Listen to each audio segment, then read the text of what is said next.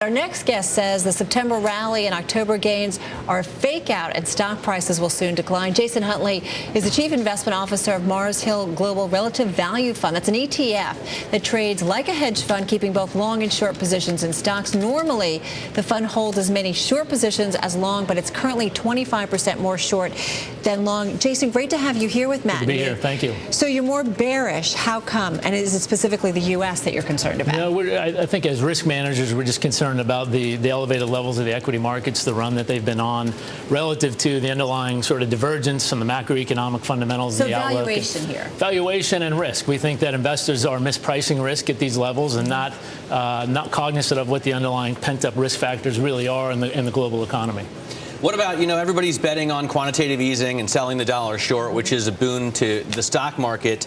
But some analysts are coming out and saying, look, by the time you realize what quantitative easing is actually going to look like, you're going to have to go back in and buy those dollars because it's already priced in and then some. Yeah, I think the recent rally off the heels of additional quantitative easing is a sentiment-driven rally, pure speculation about the potential impacts of that, which, again, we think are being mispriced and misunderstood. Is a lot of it factored in already? I think, the benefit of that is factored in. I think a lot of the election outcome is already factored in, and yet the underlying macroeconomic fundamentals are deteriorating at a pace that we think is worse than what people are expecting and giving credit for. When do you expect to start to see that turn in market sentiment? It's a good question. I think there are potential catalysts on the horizon, a la the tax cut decision that could be a factor in determining when or the duration of when that could play out. But in a sense, it's just general pent-up risk that we think, again, is being mispriced, and we need to manage around that.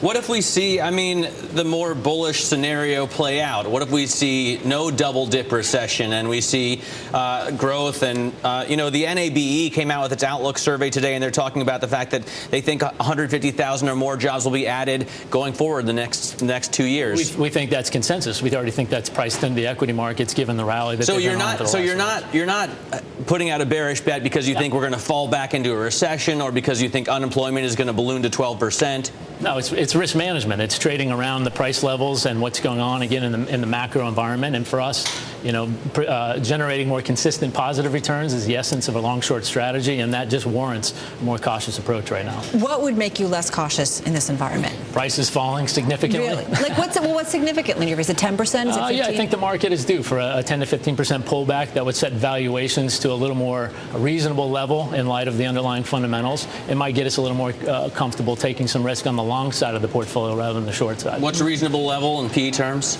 I think there's a lot of different metrics you can use for that. I think from a PE standpoint, I think 10 to 13 times earnings would be a lot more reasonable to us. What are the metrics you prefer?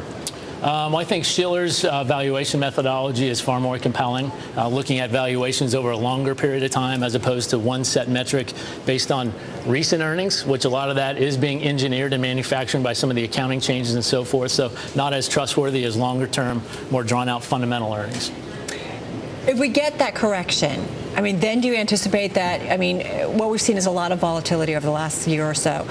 So if we get a 10% correction, do you anticipate then we go back up at 10% in a relatively short time? No, I think the long-term outlook is bleak. I think it's low expectations. I think investors need to reset those expectations, whether it be in equities or in fixed income. The 10-year Treasury yields at 239, 240, and that's not really compelling on a go-forward expected return basis. And so expectations need to come down. We're in a slow growth environment. We're dealing with this massive overhang of leverage that's going to bog the system down. Can you talk about some of your long and short positions? So what are your top couple? Yeah, currently the long portfolio is made up mostly of emerging markets.